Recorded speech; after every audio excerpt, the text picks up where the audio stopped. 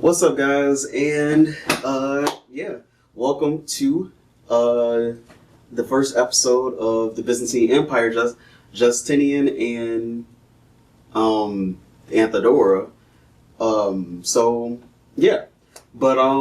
This is from swineherd to emperor, and I know a little bit about the Byzantine Empire. It was basically the empire that happened right after the Eastern Roman Empire and Western Roman Empire split up, and Eastern Roman Empire became the Byzantine Empire. I do know of that, and also I know its capital was Constantinople. Which is a pretty well-known city. So, let's get into it, and let's watch this. Also, subscribe to the channel. I want to get 1,000 subscribers by Valentine's Day, and also 500 subscribers by January 14th. So please subscribe to the channel. It helps out the channel a lot, and it makes me able to make better videos for you guys and better content for you guys. So so let's get into it and play.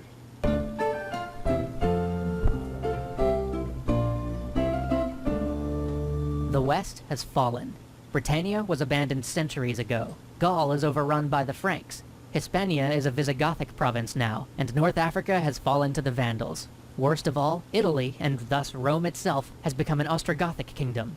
Only the East still stands. Yep. But even in the East, Huns and Bulgars press in on the north, and in the south, war rages with the mighty Sassanid Empire. Not even Anatolia, the heart of the empire, home of Constantinople herself, is safe.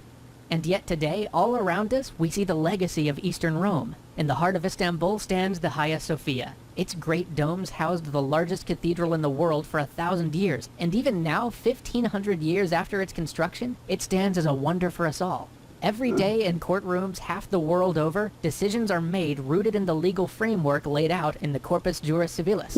And in the apse of the Basilica in San Vitale, if you look up, you will see the most renowned emperor of the East looking down on you from a mosaic nearly 1,500 years old. And these things that are left to us are almost all the work of one man, one emperor, Justinian. He was perhaps the greatest emperor of the Byzantines, and the last of them to dream of a restored Rome, to dream of a unified Christian church, to dream in marble and gold and steel. Never again would the Roman Empire see the heights it saw under this one man, and never again would anyone come so close to bringing the West back into the light of Rome. But Justinian's legacy is mixed. Unlike those heroic emperors who kept Rome and then Byzantium from being forever extinguished when complete collapse looked inevitable, Justinian took an empire that was beset on all sides but still strong and raised it to magnificence. But in doing so, he may have gambled too many of its resources, expended too much of its strength on a dream. Justinian is one of my favorite Roman emperors because he had the boldness to dream in a way that no one else did, and he had the energy, the drive, and the capacity to back up those dreams. He was intelligent, wise, diligent beyond measure, working tirelessly for his people, but his reign was not without blood, not without miscalculations, and not without human failings and distrust. You're always going to have human error when it comes to, just humans. Humans make mistakes. That's something that everybody has to learn and everybody knows. But, the good thing is you can learn from those mistakes usually. And, you learn from those mistakes to be a better person. So for the next few weeks, we'll dive into the reign of this most spectacular emperor, and his renowned empress, Theodora. But before we can get to Justinian and Theodora, we have to talk about Justin, the uncle to Justinian, without whom Justinian may never have been. Because before Justinian was an emperor, he was a peasant, and before he was Justinian, he was Flavius Petrus Sabatius. He changed his name to honor his uncle and benefactor, Justin. Justin's one of those wild American dream sort of stories. He himself began as a peasant farmer in a remote western corner of the empire. He spoke Latin in a world that had become almost entirely Greek and owned nothing but the clothes on his back. But despite all this, he made his way to that monumental city, the heart of the empire, Byzantium, and sought his fortune. He joined the army and was assigned to the palace guard. He quickly rose through the ranks, and as he did so, he brought his family to join him. Having no children of his own, he doted on his nephew, young Flavius Petrus Sabatius. And while he, Justin, was an illiterate farmer, he was determined to give his young nephew Sabatius the finest education in law, theology, and rhetoric. He also made sure to get Sabbatius appointed to the royal guard, and in gratitude, Sabbatius took on the name Justinianus, or as we call him, Justinian. Then Justin, and by extension Justinian's big break came.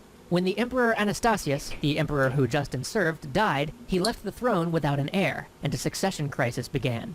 Justin, at this point being the head of the Excubitors, or the Imperial Guard, and thus the only guy with troops in the capital city, was going to be essential to deciding who the next emperor would be. So one of the imperial officials tried to bribe Justin in order to get him to support their favored candidate. But Justin, probably at the suggestion of Justinian, promptly took the bribe and used it to bribe influential senators to support him instead. As he had the only troops in town and the support of the Senate, Justin was raised to the imperial purple. But Justin had no education. He only had experience as a soldier and a swineherd, and he realized he would need help running the empire. Doubly so because he was seen by many as less legitimate than the nephews of the previous emperor, who were still alive. And for this help, he turned to Justinian. Justinian rapidly went to work, closing the rift between the church in Rome and the Byzantine church, an act which lent legitimacy to Justin's reign, while at the same time pardoning and promoting the most talented men who the previous emperor had imprisoned or condemned, securing Justin loyalty within the palace. Next, Justinian had to secure Justin's new reign on a military front, so he also made peace with a popular general named Vitalian, who had rebelled against the religious policies of Justin's predecessor, and still had an army inside Byzantine borders. Unfortunately, Vitalian was a little too popular, and in an act which displays the ruthlessness that Justinian tried to avoid but certainly wasn't above, Justinian had Vitalian assassinated shortly after he returned to Byzantium. Because Justinian was a man who just did everything at once, it was also about this time that he met Theodora. Theodora was intelligent, witty, charming, and always the center of attention wherever she went. But she was also an actress, and as was common for actresses at this time, had worked as a prostitute and an escort. So how did this former escort meet the man who was second only to the emperor himself? Well, she was an ardent supporter of the blue faction of the Demes. What the heck is a Deme, you might reasonably ask? The Demes were the chariot racing teams in Constantinople, and this may sound crazy, but they are absolutely essential to understanding Byzantine history. They played an enormous role in the life of the average citizen of Constantinople. You can think of them as a sports club, a political organization, a community group, and a moving riot all rolled into one. By the time of Justinian, the chariot races were basically the sport in Constantinople. With the rise of Christianity, gladiatorial combat was functionally outlawed, so everyone, and I mean everyone, turned out for the chariot races. The Hippodrome, the arena for chariot races in Constantinople, could seat over 100,000 people. Just think about that. Even by today's standards, that would make it one of the biggest stadiums in the world. And think about what 100,000 people all in one place means for a city like Constantinople. If those folks all decide they want something, it's going to be very hard to turn them down.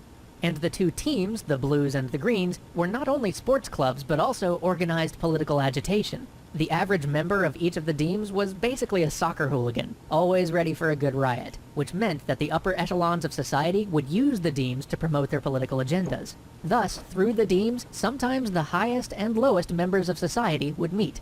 And thus, Justinian met Theodora. Justinian was a fanatical supporter of the Blues, often using his political clout to protect them from the law. The Blues served as a power base for him in the city, and in turn, he had the constabulary turn a blind eye when members of the Blues were involved in coercion or extortion or occasionally outright banditry. Through the Blues, Justinian and Theodora met, and instantly fell in love. And although they lived together, they couldn't marry, because there was a law against government officials marrying actresses, a law which he would get his uncle to repeal as soon as he had the power to do so. Unfortunately for Justinian and Theodora, Justin's wife, much as she loved her nephew, wouldn't let him repeal this law. But shortly after her death, the law was wiped from the books, and Justinian and Theodora became husband and wife. Justin followed his wife shortly thereafter, dying on the 1st of August 527, leaving the empire in the sole hands of Justinian. Join us next time as we watch Justinian burst into action, see him implement all those plans he'd been dreaming of for years as his uncle's subordinate, meet the men Justinian employed to enact his grand project, and witness the true power of the Demes as 100,000 howling citizens nearly bring the reign of Justinian to an end. Interesting, very, very interesting. But yeah, this was a good video. Subscribe to the channel. Want to get 500 subscribers by January 14th, and yeah. Subscribe to the channel. It helps out the channel a lot, and helps me make great content for you guys. And also comment what you want me to react to down in the comment section down below. And yeah, talk to you guys in the next video. Peace.